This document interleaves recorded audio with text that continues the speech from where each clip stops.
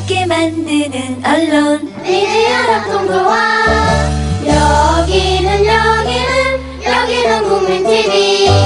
함께 만드는 언론 미디어 합동조합. 여기는 국민TV.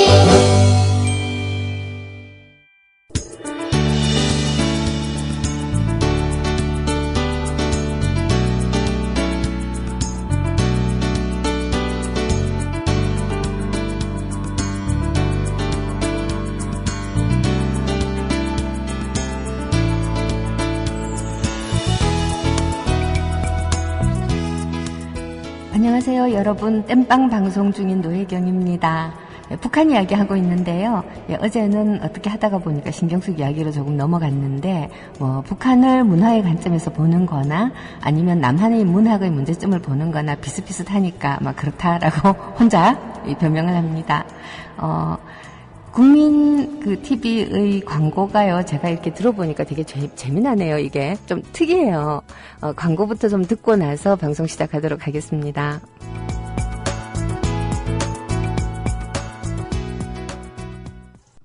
주 기자님, 지난 주말에 콘도 다녀왔는데 진짜 좋았대. 주 기자님은 콘도 회원권도 갖고 있나 봐요? 부럽다. 이번에 회원권 114 거래소에 의뢰해서 싸게 구입했다는데? 콘도 회원권은 비싸지 않아요? 회원권인데? 근데 이 콘도 회원권이라고 다 비싼 게 아닌가 봐.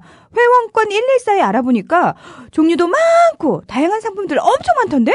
그러면 우리도 봄 여행 한번 알아볼까요? 콘도는 회원권 114에서 구입하고요.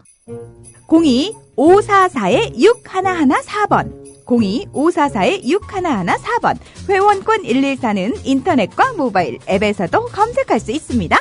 콘도 회원권 거래는 회원권 114 02-544-6114번으로 바로 전화해보세요. 지상철 조합원 신청 광고입니다. 강화대교 앞에서 개념 부부가 만드는 개념 곰탕 연지연 곰탕. 연지연이란 가마솥의 장작불로 온종일 구워내는 곰탕을 서로 나누어 이어지는 인연이란 뜻입니다. 연지연 곰탕이 민주주의를 열망하는 조합원 여러분과 국민의 건강을 책임지겠습니다. 곰탕 포장 판매는 한 팩 800g에 7,000원이며 7팩 이상은 무료 배송으로 드립니다. 연지연 곰탕은 강화대교 입구에 위치해 있습니다. 단체 주문 예약 및 포장 주문 전화번호는 010-7252-1114, 010-7252-1114, 031-989-9968. 조합원 단체 예약은 10% 할인해드립니다.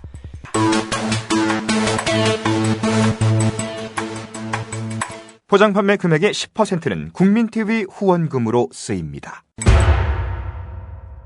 네, 북한 이야기를 지금 열심히 하고 있는데요. 주로 이제 문화예술의 관점에서 북한이라고 하는 국가가 어떻게 형성되었나를 얘기를 했고, 그리고 김일성이, 제목이 섹시하죠. 김일성은 문화운동가냐.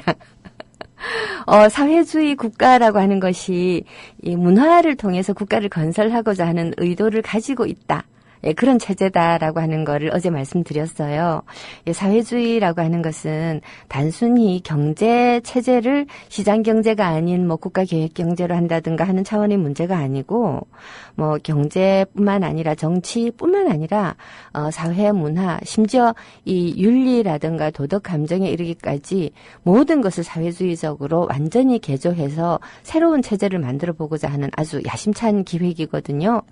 그래서 사회주의는 어떤 의미에서 보면 굉장히 근대적인 기획입니다. 북한이 사회주의 국가라고 하는 것은 북한도 근대 국가의 일종이다라는 뜻이죠. 그 근대 국가의 일종이었던 북한이 지금 우리가 이해하고 있는 바 때로는 신정국가라고 불리기도 하고 왕조국가라고 불리기도 하고요. 다양한 이름으로 불리죠. 그런 이름으로 불릴 수 있는 국가로 변화하기까지의 기나긴 과정은 어떻게 보면 김일성이라고 하는 한 권력자가 말 그대로 신이 되어가는 과정이다라고 할 수 있겠어요. 그리고 그것을 충실하게 뒷받침한 것이 이 문학예술. 북한에서는 문화예술이라고 부르지를 않고요. 문학예술이라고 부릅니다. 왜 그렇게 부르는가 하면요. 문학이야말로 모든 예술의 중심에 있는 장르이기 때문인데 그렇다고 해서 실제로 우리가 이해하고 있는 뭐 소설이니 시니 이런 것들이 중심이라는 얘기가 아니고 문학을 이루고 있는 그 정신 체계 뭐 그런 것들 있잖아요. 일종의 문학의 혼이라고 하는 게 예술의 핵심 분야 그리고 가장 중요한 것이다라는 생각 때문에 그렇죠.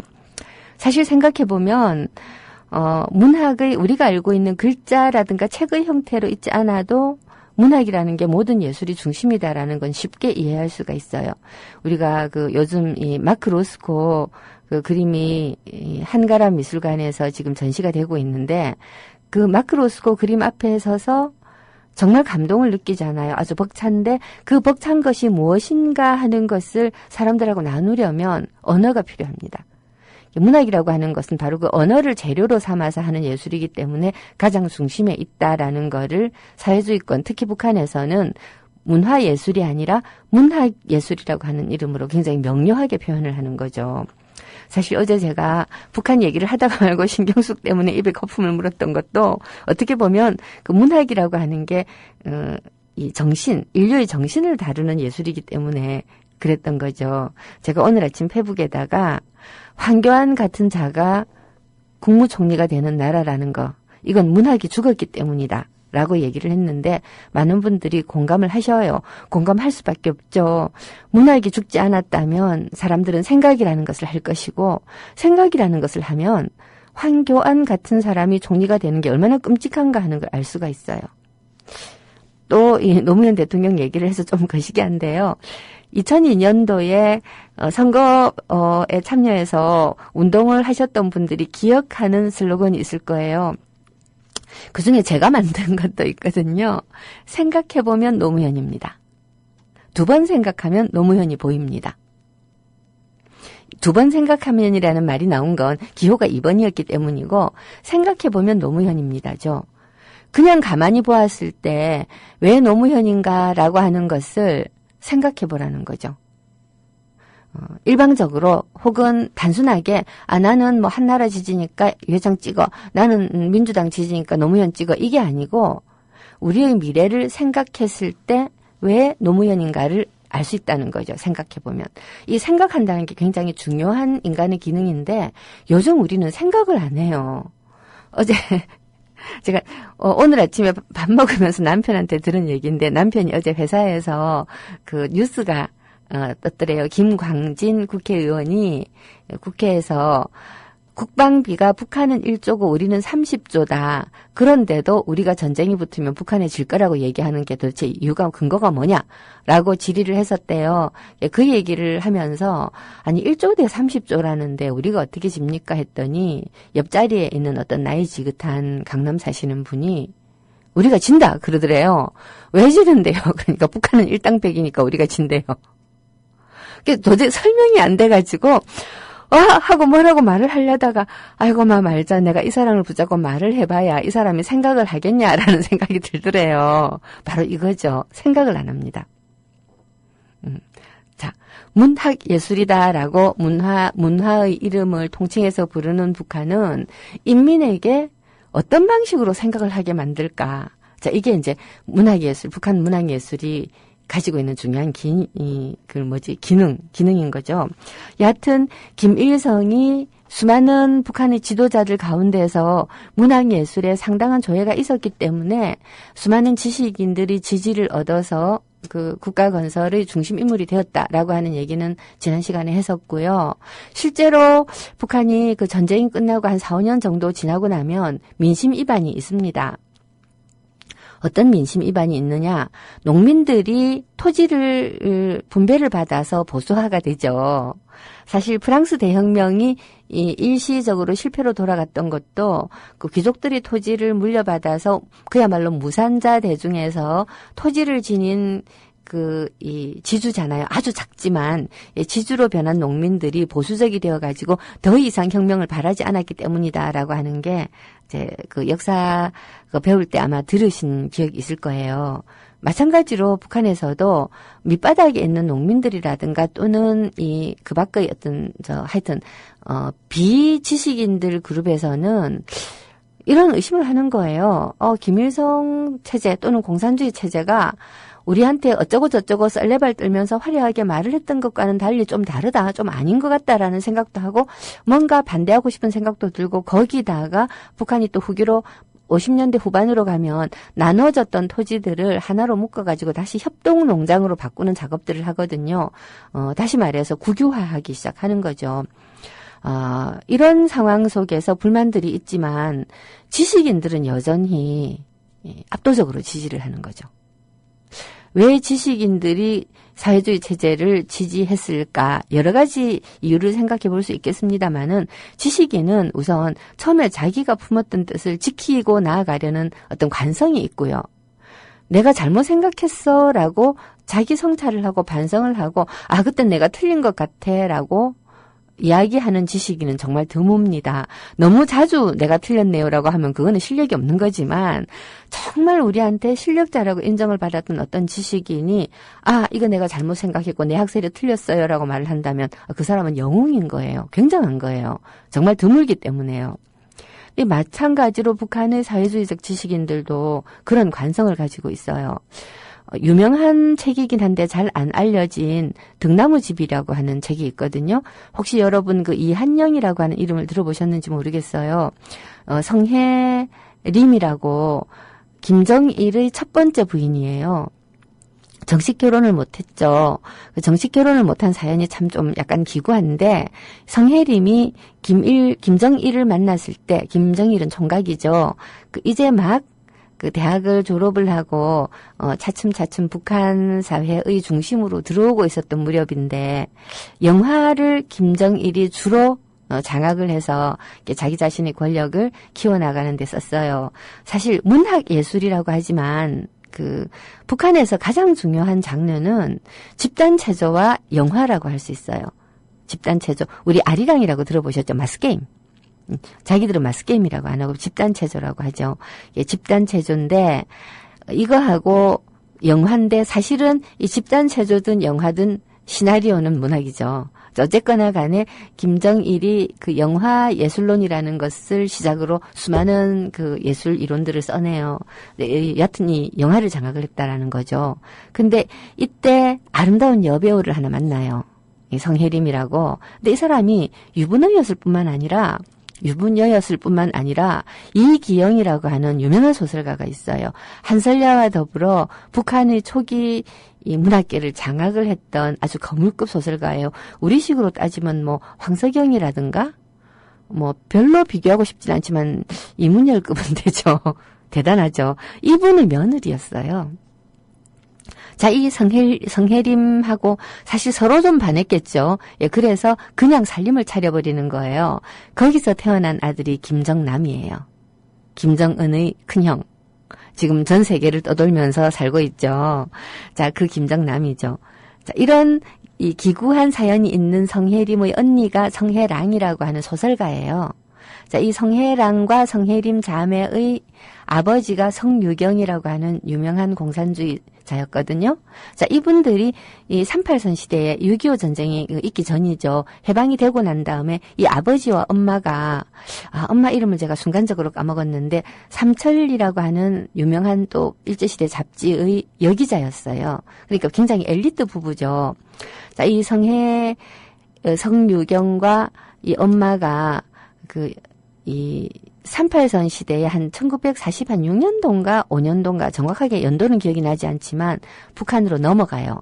근데 이 성유경은 합천인지 산청인지 굉장히 부잣집 아들이었거든요. 이 부잣집 아들이 가산을 완전히 정리를 해가지고 어떻게 넘어가냐면 소달구지 있잖아요. 소달구지에 서울 시내의 서점이란 서점은 다 뒤져서 외국어 사전을 구입을 하는 거예요. 한불사전, 한영사전, 한일사전, 이란사전, 불한사전, 영안사전 할 것 없이 사전. 그때는 또 일본말로 된 사전들이었겠죠. 이런 사전들을 있는 대로 구해가지고 소달구지에 가득 싣고 올라가요. 이 지식인인 성유경의 입장에서 볼 때 학문을 발전을 시키려면 외국어 공부를 해서 빨리빨리 외국의 지식을 받아들이는 것이 중요하고 그러려면 사전이 필수다. 이렇게 생각한 거죠. 예, 그렇게 해서 북한으로 넘어간 그런 지식인의 딸들인 거죠. 이 인생이 굉장히 기구합니다만은 이 가족의 이야기가 오늘의 주제는 아닌데 그 성유경 이야기를 하고 싶은 거예요. 이 성유경이 나중에 되어 가지고서 남쪽에서 올라간 지식인들을 북한에서 숙청을 하거든요. 숙청을 하는데 그때 역시 숙청을 당해가지고 북한에서의 숙청은 여러 가지 형식이 있어요. 어제도 잠깐 말씀드렸지만 아예 장성택처럼 죽이는 방법이 있죠. 자, 그런가 하면 지금의 현영철이라고 북한의 장성이 뭐 사형을 당했다라는 썰도 분분하고 근데 또 한편으로는 죽은 것이 아니고 지금 혁명화 중에 있다라는 말을 하는 사람들도 있어요. 혁명화가 뭔가 하면 그 일베에서 뭐 민주하니 무슨 하니 이런 말을 쓰잖아요. 이게 굉장히 북한식 용어인데 일베가 이제 북한 말을 따라하는 거죠. 한마디로.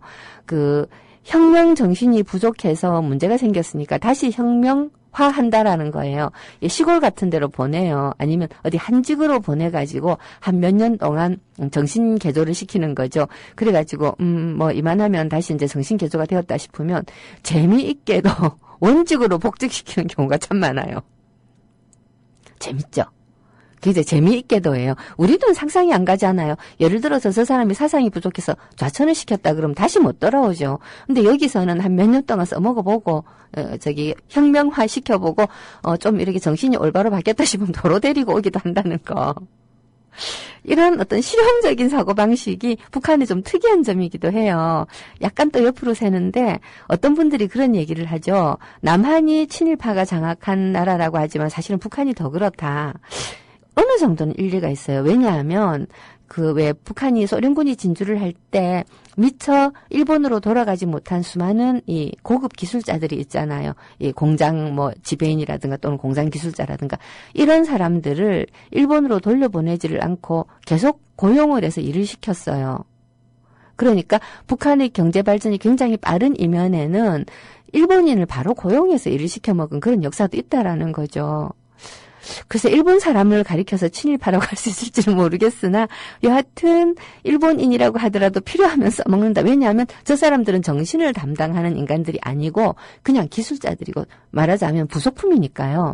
그러니까 부속품으로 일제에 부역했던 사람을 쓰는 데는 북한 쪽은 오히려 좀 거리낌이 없었고 우리는 정신을 담당하는 사람들 속에 들어있는 친일을 청산을 못한 것은 사실인 것 같아요. 여하튼 그렇고요. 그 성유경이 숙청을 당하죠. 자기 딸이 김정일하고 살고 있는데도 숙청을 당해요. 그래가지고 아주 이렇게 그 초라한 시골 마을에서 정말 이렇게 근근히 살아가고 있는데 하루는 그 성혜님은 못 가고 성혜랑 언니가 아버지를 찾아가서 언니가 아버지한테 이제 물어보는 거예요. 아버지의 지금 처지에 관해서 어떻게 생각하십니까? 아버지가 38선을 넘어온 것이 과연 잘한 일이라고 생각하십니까? 라고 하는 말을 노골적으로는 못 묻고 독자는 알아들을 정도로 묻는데 아버지가 뭐라고 얘기하시는가 하면 여전히 사회주의 조국에 대한 신념은 변함이 없다는 거예요. 이게 지식인이죠. 비록 내 처지가 지금 형편없는 상황으로 떨어져 있으나 우리가 건설하려고 했던 조국이고 비록 지금 독재로 치달아가고 김일성이 잘못하는 것이 있고 하다고 하더라도 나는 그것을 비판할 수 없고 잘 되기를 끝까지 이제 기도해야 된다라는 이런 상태인데, 글쎄. 하여튼 좀 어쨌든 그래요. 여하튼 문화예술인과 지식인들을 토대로 해서 김일성이 권력을 장악을 견고하게 할 수 있었던 거죠. 그리고 김일성은 또 재미있는 게요. 생각하는 백성이라야 산다라고 하는 것은 함석헌 선생의 말씀이지만 김일성은 전 국민의 엘리트화를 추구했어요.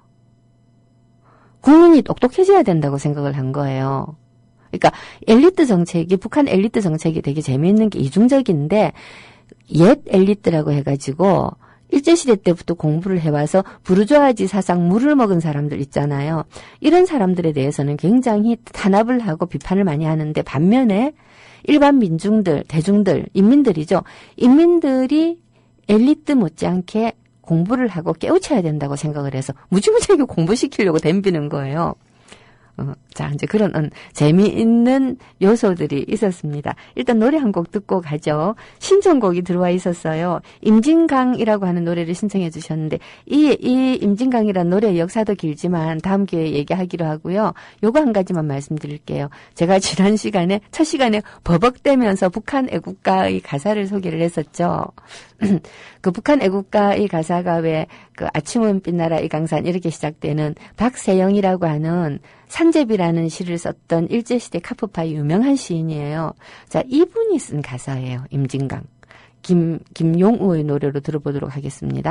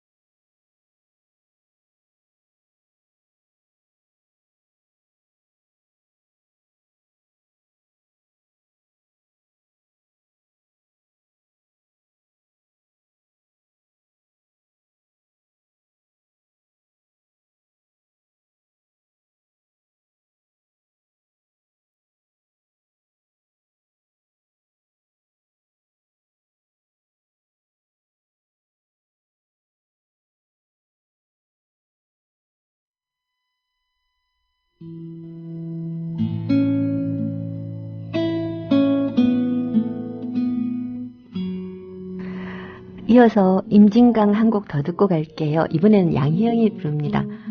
어떤지 한번 들어보세요.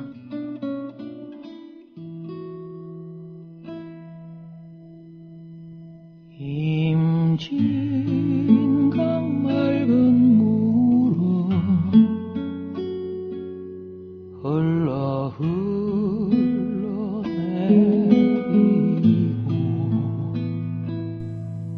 못새 늘 자유로이 넘나들며 날건만 내 고향 남쪽 땅 가고파도 못 가니 임진강 흐르마 원한 싣고 흐르느냐 강 건너 갈밭에선 갈새만 슬피 울고 메마른 들판에서 불뿌리를 캐건만 협동벌 이삭바다 물결 위에 춤추니 임진강 흐름을 가르지는 못하리라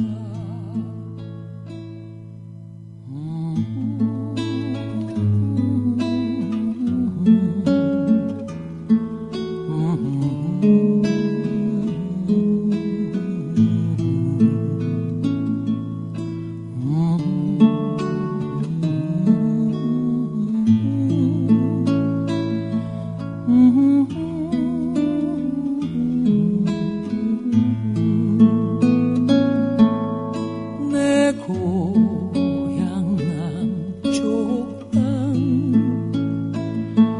가고파도 못 가니 임진강 흐르마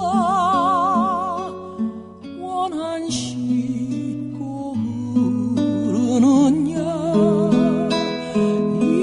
임진강 흐르마 원한 싣고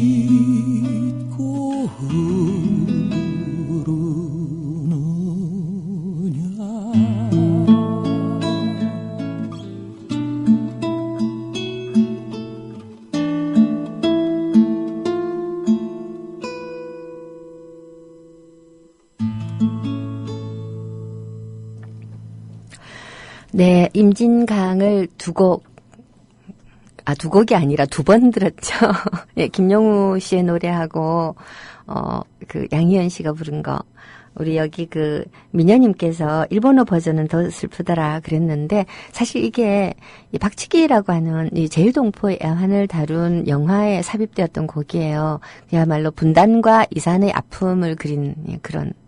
이 가사가, 참, 뭐라고 할까, 아름답죠.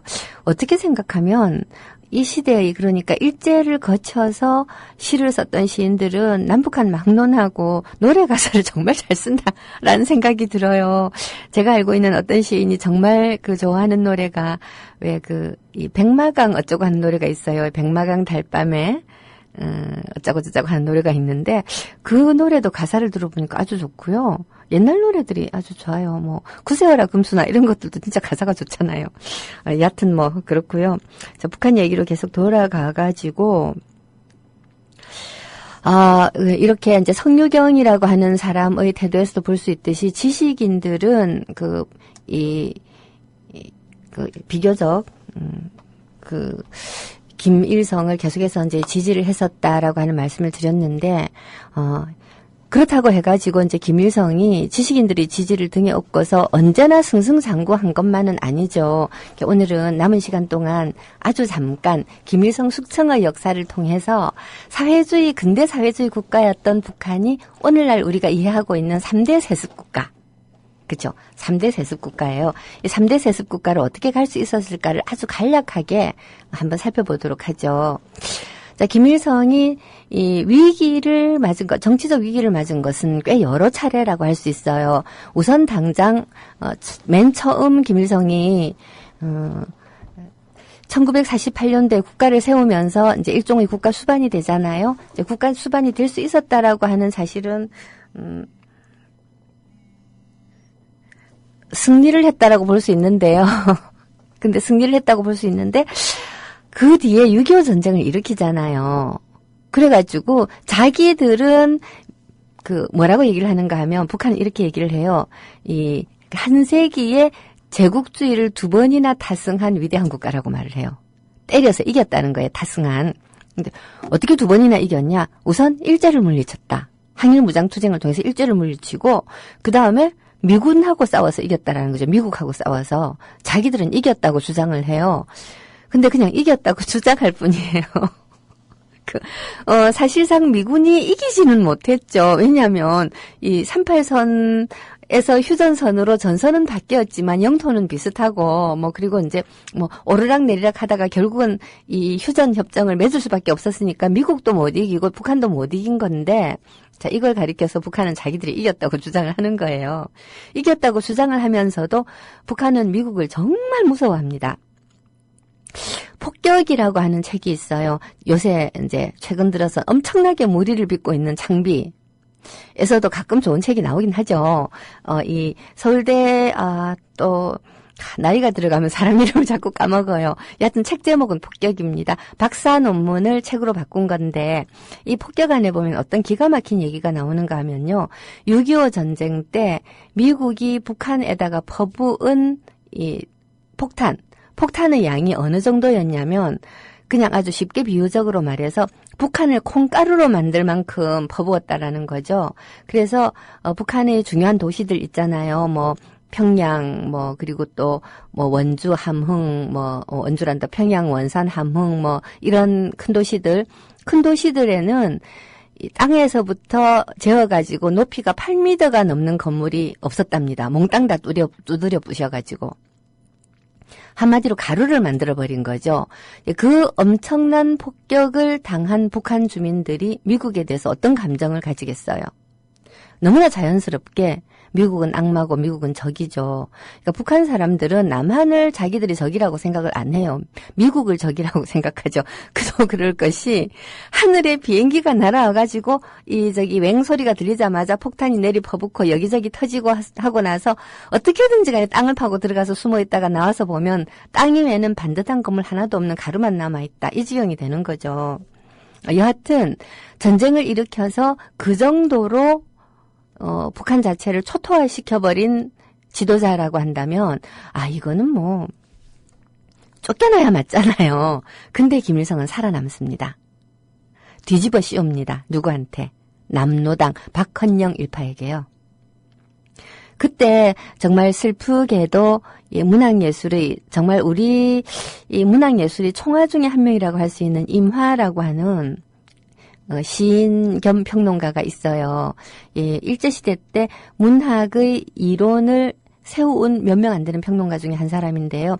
이분이 이야기한 굉장히 유명한 말이 이식문학론이라고 하는 게 있어요. 한국의 근대문학은 우리가 역사적으로 이렇게 세운 어떤 그 사상과 그리고 기법, 그리고 문학 이론 이런 것 위에서 시작된 게 아니고 일본을 통해서 들여온 것이고 그 일본은 또한 서구에서 들여온 문학론이다.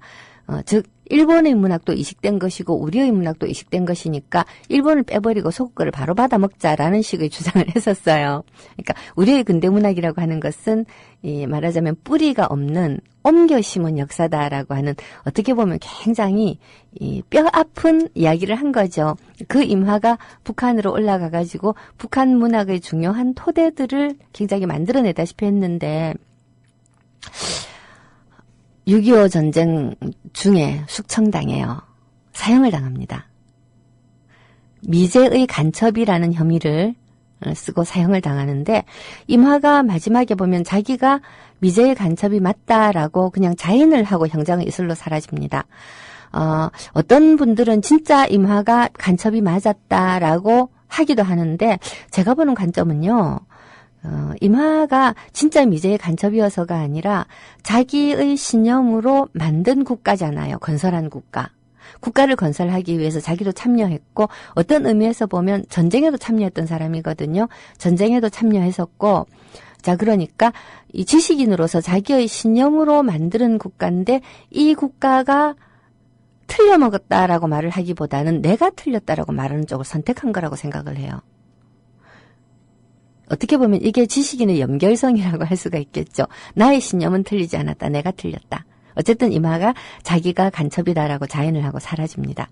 예, 그런 것에서 볼 수 있듯이 김일성은 박헌영을 비롯해서 남로당이 국민을 속이고 미국하고 결탁하고 이렇게 해서 우리가 이길 수 있었던 전쟁을 완전히 이기지 못하게 만들었다라는 식으로 해가지고서는 자기 권력을 공고히 하죠. 어떻게 보면 말을 정말 잘했다고 할 수도 있어요. 그 다음은 이제 두 번째 위기는 1956년도, 제가 연도를 잘못 외워서 첫 시간에 버벅댔는데, 8월 종파 사건이라고 하는 게 있어요. 1956년도에 종주국인 소련에서 스탈린이 죽어요. 그러고 나서 스탈린 격하운동이 벌어져요. 스탈린 격하운동. 우상숭배로 가득 찼었던 소련에서 스탈린이 사실은 그렇게 위대한 지도자가 아니다. 라고 하는 거를, 막 이제 이 운동을 하기 시작을 하는 거죠. 근데 김일성이 이때 이제 소련에, 건너가요. 고소련 공산당 20차 대회인가 뭔가 거기에 참여하러 간 사이에 이제 북한의 그 다른 지도자들이 모여가지고 김일성을 몰아내자. 이 김일성 일당 독재 체제로 자꾸만 가고 김일성이 자꾸 우상숭배의 대상이 되어가는 경향이 있으니까 몰아내자라고 모의작당을 하고 회의석상에서 그 문제를 제기를 하는데 김일성이 도로 엎어쳐요. 엎어쳐가지고 그래가지고서는 오히려 자기에게 반기를 들었던 소련파, 연안파 이런 사람들을 숙청을 해버려요. 이게 8월 종파 사건이라고 하는 거죠. 우리는 하나로 뭉쳐야 되고 분열은 우리를 망하게 하는 첩경인데 이 사람들이 국가 내부에 종파를 만들어가지고 그래가지고 국가 분열을 책동했다라는 거죠. 이렇게 해서 한번 위기를 넘깁니다. 그렇게 위기를 넘기고 나서 김일성은 뭔가 이런 상태대로는 안 되겠고 체제를 조금씩은 변화시켜야 되겠다는 생각을 하는 거죠. 우선 이 경제 발전을 좀 더 이루어야 되겠다는 생각을 하는 거죠. 근데 사실 이 8월 종파 사건은 단순한 정치적 사건일 뿐만 아니라 한편으로는 경제적 사건이기도 해요. 이 경공업을 먼저 발전시켜서 국민의 민생 경제를 보살펴야 된다라는 파들이 있었고 중화학공업을 먼저 일으켜야 된다는 파들이 있었어요. 김일성은 중화학공업을 먼저 일으켜야 된다는 쪽이었는데 이 중화학공업 쪽에는 당연히 자동차라든가 농기구라든가 이런 기계를 만드는 것들도 있고 무기 만드는 산업도 당연히 있죠. 어쨌든 이 중공업과 경공업을 병진 발전시킨다고 말은 하지만 실제로는 군비 확장과 기타 이제 중화학공업 쪽에 좀 더 비중이 실린 이런 경제 발전 계획을 김일성은 주장을 했고 반대파는 그 반대를 주장을 했던 것이죠. 이런 경제적인 논쟁도 얽혀서 8월 종파 사건이 일어나는 것이고 이때 김일성이 승리를 함으로써 나중에 유일체제로 갈 수 있는 토대를 한번 만들어내는 거죠. 자, 그렇게 하고 난 다음에 한 59년도쯤에는 문학판에서는 굉장히 이 또한 뼈아픈 사건이라고 할 수 있는 붉은 편지 사건이라고 하는 게 있는데요. 이걸 사건이라고 불러도 되는지 모르겠지만 북한에서는 당하고 국가가 일종의 일치하는 시스템이기 때문에 행정조직하고 당조직이 언제나 나란히 병행해서 가는데요. 이 가끔 가다가 당이 국민들에게 편지를 보내는 일이 있어요. 이 붉은 편지라고 하는 이름의 편지예요. 공산당은 원래 붉은 색깔이 상징색이거든요. 그래서 빨갱이라고 부르거든요. 근데 이 상징색인 이 색의 가지고 와서 당원들에게 보내는 비밀 편지가 붉은 편지라고 하는 건데 6.25 전쟁 중에도 한번 보낸 적이 있었고요. 59년인가에 붉은 편지를 또 한번 보내요. 어떤 내용이었냐면 모든 당원들이 국가 건설의 현장에 뛰어들어서 열심히 일을 하라는 거예요. 이걸 문인들한테도 보내요. 그때 당시에 문인들은 이 국가 건설에 매진하는 노동자들을 주인공으로 삼은 문학 작품을 굉장히 많이 창작을 하고 있었는데 김일성이 생각할 때는 그걸로 부족한 거예요. 현장에서 자기가 노동자가 되어서 체험을 해봐야 된다라고 생각을 하는 거죠. 그러니까 전에는 어떤 소설가가 그 천리마 운동에 뛰어들어서 열심히 노동을 하고 있는 천리마 영웅을 그리기 위해서 공장에 시찰을 가요. 그래갖고 한 달쯤 같이 보고 말하자면 이 관찰을 해가지고 쓰잖아요. 근데 이 붉은 편지는 네가 가서 노동자가 되어라라는 거죠. 이때 지금 우리나라 시인 사람들이 굉장히 좋아하는 백석이라고 하는 시인이 있었어요. 이분이 원래 북한이 고향이라서 북한에 계속 있었다가 북한 사회에 살게 된 분인데 처음에는 시를 조금 썼는데 나중에는 시를 발표를 못해요. 발표를 못하고 계속 동화를 쓰고 이제 동화 평론을 쓰고 이제 이렇게 하셨는데 이분이 이때 그 염소 키우러 내려가요. 시골로 고향 마을로 염소 농장에 가요. 염소 농장에 가가지고 한 몇 년 동안은 열심히 조선문학에 투고도 하고 글을 쓰려고 애를 쓰지만 어느 순간 그냥 포기를 하고 사라져버리거든요. 되게 슬픈 사연이죠. 자, 이 붉은 편지라고 하는 것을 통해서 많은 문인들이 하방을 하죠. 이 50년대 후반에서부터 한 60년대 초반까지에 이르는 이 김일성의 이 일종의 그 슈퍼 드라이브라고 할 수 있어요. 막 몰고 가는 거죠. 자, 이런 것에 의해 가지고 북한은 61년도 정도 되면 사회주의 체제로 거의 완결된 국가가 됩니다. 사회주의 체제가 성립이 되는 거죠. 사회주의 체제가 성립이 되고 난 다음 김일성이 뭘 했느냐는 노래 한 곡 듣고 와서 우리 그 북한의 퍼스트 레이디죠. 리설주라고 있습니다. 아시죠? 예, 저기 샤넬 가방인가 뭔가를 들고 다녔다고 해서 북한에서 몹시 화제가 되고 북한의 여성들이 리설주 패션을 따라한다라고 하지 않습니까? 준비됐어요? 아직 준비가 안 됐다네. 어떡하지? 그러면 리설주 노래가 아마 지금 서비스가 안 되나 보죠. 우리나라 그에서 이 그 리설주가 처음에 퍼스트 레이디가 되었다라고 했을 때 좀 할 말은 아니지만 인기가 있었거든요. 정말로 리설주 패션에 대해서 뭐 머리카락이 뭘 어쨌다 하는 둥, 치마가 짧았다는 둥, 길었다는 둥, 뭐 브로치를 뭘 달았다는 둥, 액세서리가 뭘 했다는 둥, 심지어 뭐 무슨 뭐 악어 가죽 가방 뭘 들었다는 둥 하면서 아주 난리가 났었어요. 그래서 굉장히 인기가 있었는데 심지어 벅스에도 리설주가 부른 노래 시리즈도 올라가고 했는데 다시 보니까 다 없네요. 아마 막은 것 같아요. 그래서 리설주가 부른 거 말고 청산벌의 풍년이 왔네? 예, 라고 하는 노래를 듣도록 하겠습니다. 이 청산벌의 풍년이 왔네라고 하는 노래는요, 북한의 그야말로 개관 시인인 김상호라고 하는 분이 쓴 가사입니다.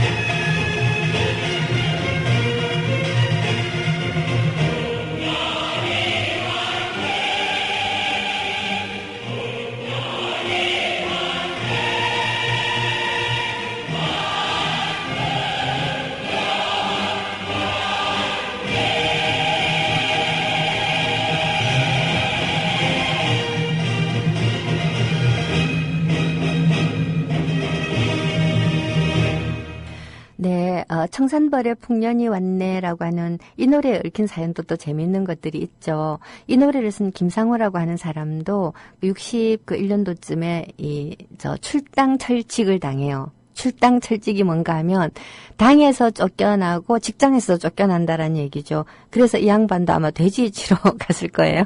그랬다가 나중에 돌아오는데, 근데 이 출당 철칙을 당하기 전에 이분이 쓴 가사가 이 노래인데, 이건 정말 북한 인민들이 너무나 좋아하는 가요였거든요.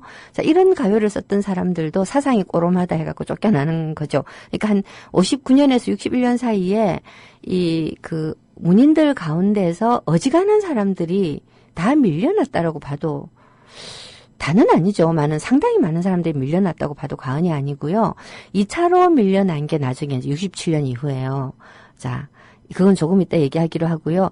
리설주 노래를 제가 이 청산벌레를 중심으로 찾아서 없었는데 다시 찾아보니까 있기는 있어요.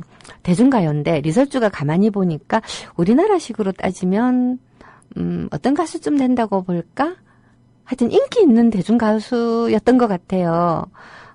멋있는 사람이라고 하는 곡을 한번 들어보도록 하죠. 예.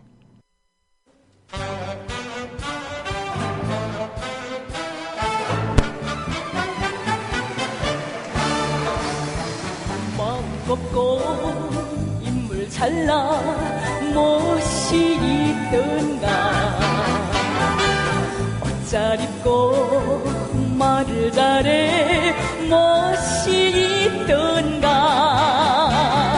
그러거나 좋아하는 멋있는 사람 말보다도 일 잘하는 시청가라네 불같은 사나이라네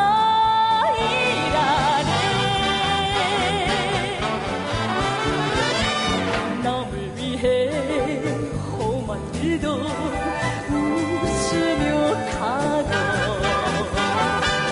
모든 일에 먼저 찾는 미도운 사람 그러거나 존경하는 멋있는 사람 소박하고 고지식한 일꾼이라네 열정적인 사나이라네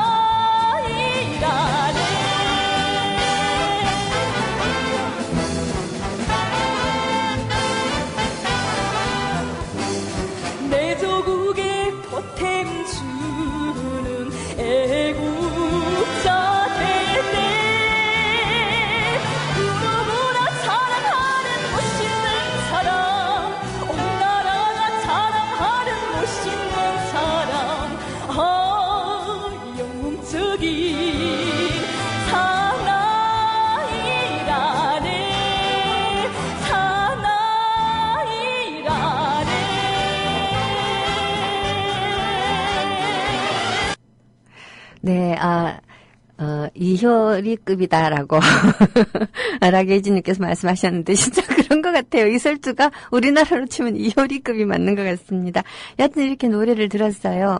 이 김일성이 8월 종파 사건이라고 하는 것을 통해서 한번 이 자기 권력을 공고히 하고 그리고 사회주의 체제를 성립을 하죠. 제대로 수립을 합니다.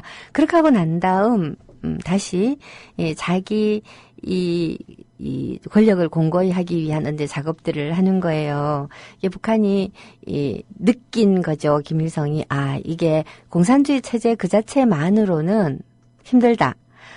스탈린이 저렇게 이렇게 내려앉는 걸 보면서 이 뭔가 좀 다른 게 있어야 되겠다.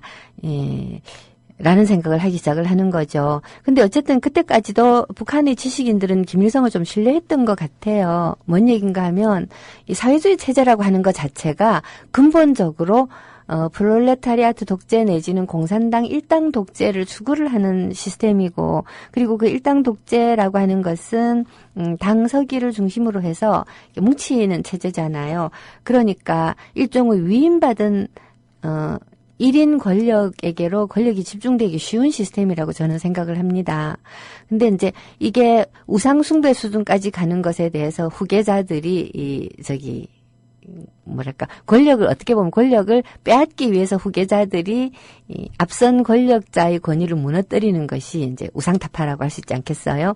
근데 김일성은 이렇게 이제 우상이 타파되는 것 자체가 허약한 북한의 상황에서 볼 때는 체제가 휘청거리는 위험한 일이라고 생각했을 수가 있어요. 그래서 이제 체제를 공고히 하기 위한 다양한 작업들을 하죠.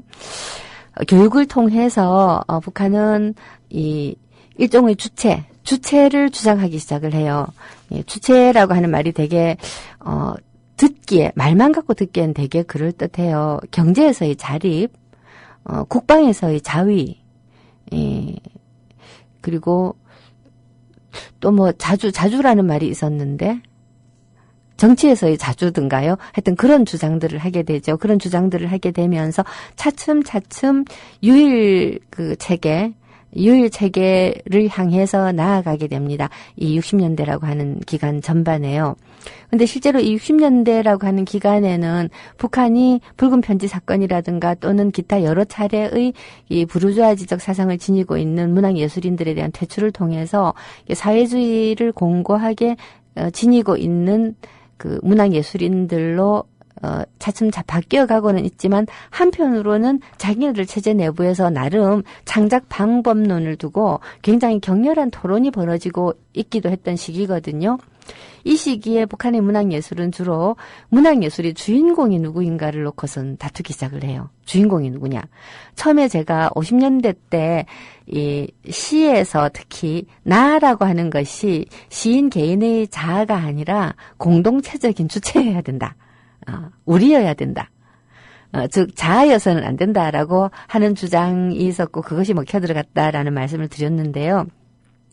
자, 나가 우리인데 소설에서는 더 그랬고 시에서도 어떤 우리냐? 시대의 주인공이라 해야 된다라는 거죠. 그러면 어떤 주인공이냐? 50년대 후반쯤에는 한참 경제 건설이 가속화되고 천리마 운동이 막 시작이 되어서 온갖 운동들이 벌어지던 시기예요. 새벽 별 보기 운동이라는 말 들어보셨죠? 새벽에 별 보고 나가지고 밤에 달 보고 들어온다. 새벽 별 보기 운동, 뭐 천리마 영웅이라든가 하여튼 이런 왜 국가 건설, 국가의 재건이죠. 재건에 종사하는 노동자와 농민들을 주인공으로 해야 된다. 또는 당성이 굉장히 강한 당원 이런 사람들이 주인공이 되어야 된다라는 식의 창작 방법론이 굉장히 많이 등장을 하고요. 그리고 실제로 평론가들도 작품들에 대해서 평을 할 때 주인공이 제대로 되었느냐 아니냐 같은 것들을 가지고 굉장히 많이 얘기를 해요. 그러다가 60년대 들어가면서 새로운 주인공이 등장하기 시작을 해요. 새로운 주인공. 그 새로운 주인공에 관한 이야기와 60년대 이야기는 내일 이어서 하는 걸로 하도록 하죠.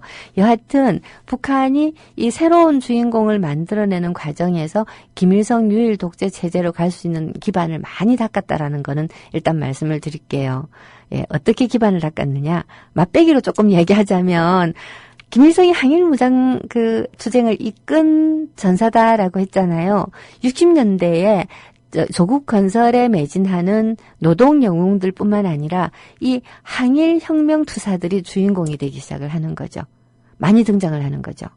처음에는 실질적으로 항일무장 투쟁에 종사했었던 혁명 영웅들을 발굴하는 얘기들이 많아요. 일종의 역사 발굴이죠. 역사 발굴을 하다가 나중에는 역사 창조를 합니다. 그리고 그 역사 창조에 문학이 무지무지하게 참여를 하는 거죠. 자, 그럼 대충 어떤 분위기인가 하는 것들을 이해를 하셨을 겁니다. 아, 내일 토요일이죠. 다음 주에 얘기해야 되겠어요. 죄송합니다.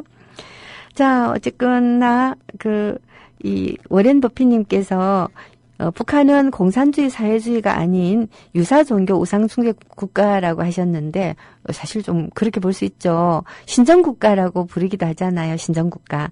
근데 적어도 61년도까지 사회주의 체제를 확립했고 사회주의 국가를 제대로 건설하기 위해서 노력했던 것도 사실이에요. 70년이나 되는 역사에서 시작부터 만약에 북한이 김일성이 종교다, 우리가 국가가 아니었다라고 말을 한다면 인민이 과연 따라 했겠어요? 인민이 따라 하게끔 만든 기나긴 과정의 문화예술 이야기를 제가 지금 하고 있는 거죠. 자, 그럼 우리 다음 주에 뵙겠습니다.